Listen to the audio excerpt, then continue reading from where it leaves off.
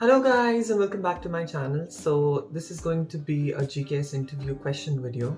So in this video we'll be talking all about interview questions. I know the embassy track interviews have finished, like most of the embassies have completed the interview process, but majority of the universities have not yet started the interview process. So today I'll be sharing the most important questions that you will encounter during your interview process, because it's different for every university. They have their own set of regulations and their own set of interviews. But the questions that I'll be discussing today are the common ones, or the general questions that you'll be asked. And I've also talked to a lot of other scholars and they have suggested me some questions that they were asked. So I've compiled everything together and we'll be talking about each and every question in detail. And I'll also try to give you guys an idea of how to frame an answer and how to present your answer in the best way possible. So yeah, let's go. So the first and the most important thing and the most common question that you are asked in an interview is to introduce yourself. The moment you enter for the interview, like in the Zoom meeting, they will ask you to introduce yourself, right? Now, self-introduction, as we say, is a lot of people are confused about how to start this particular thing. Now, when you're asked to introduce yourself, people have the habit of, giving a lot of personal information in self-introduction and then starting with other stuff. Now the thing is, the quantifiable things, like the quantitative details about you, for example, your name, your age, or which university you graduated from in your country, what was your major, and all of these information are already there on the application form, and they have already gone through your application, so they are well aware about all those details. So there's no point of repeating the same stuff. Instead, because the self-introduction part has to be very short and crisp. They're not going to give you like 5 minutes to introduce yourself, nor they are just going to give you 1 minute. It's usually like 2 minutes, like 1.5 to 2 minutes of self-introduction. So in that 2 minutes, you have to make an impact. So the best way to answer self-introduction question is to talk about your personality. You must have mentioned about your personality in the personal statement, right? So you just have to make it more crisp and answer well. Okay, I will describe myself as a person who has this attribute, this, I have experienced this, I have encountered this opportunity, and that is how I've grown, and all of that. So you need to frame an answer which is more towards your qualitative aspect as compared to your quantitative one. So another very important question that I have seen people are asked, like the candidates are asked, and I was also asked the same question, is about your merits and demerits. Like, what are your advantages? What are your disadvantages? What are your strengths? What are your weaknesses? So these are just different names of the same question, like different terms for the same question.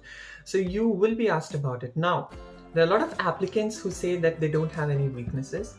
Now, if you say that you don't have any weaknesses, and you might have this thought back in your mind that I'm trying to show myself to be more confident person, and person who has no weakness. But that is not true, because everyone has his or her own weakness, right? So in this question, it's really good to come up with your weakness, but how to resolve, how to make it more, how to make it more presentable is the thing which is more important. So when you're talking about your merits or your qualities, it's okay, because you'll just explain what your merits are or what you think your strengths are.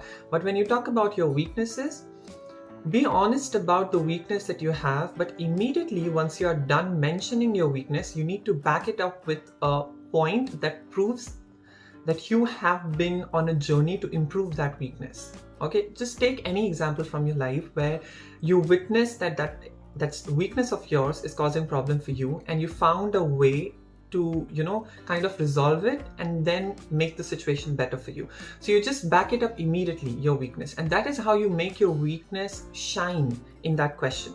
So talk about both your strengths and weakness, and then back up your weakness to make it a really good point. And that is how the interviewer, the person who is taking your interview, will feel, okay, this person has a clear idea of how what his personality traits are and what his or her weakness is, and how he or she has tried to improve that particular attribute in his or her own life. So just keep that in mind, and then you can answer the obviously if you have applied for a certain major, they will ask you that why did you choose that major. Now, when you have an undergraduate major and you choose the same graduate major, or you choose the same PhD major, it's okay, because you have the relation already there. But for a lot of students, like in my case, my undergraduate major and the major that I applied for are like extreme poles apart. I have a degree in psychology and I applied for international trade. So it's like poles apart. Now, in this situation, what usually happens is that the interviewer has a clear idea in his or her own mind that if a student is changing or switching major just like in such a drastic manner, there has to be a strong point why. Right? And they are like, the basic reason they're asking you this question is to know that strong point. So instead of just roaming around the bush, get straight to the point and answer why you are switching your major, why you chose this major. So for example, I have a degree in psychology, I chose international trade. So when they asked me this question, I naturally answered about the specific idea that I had in my mind while writing my study plan. So I used trading psychology as the core of my answer, and I answered their question, right? Similarly, the way you have written your entire study plan, the way or the idea that you had in your mind while you were switching your major, or when you decided that you want to do this major for masters or for PhD, you just have to use that idea to present a better understanding of why that switching happens.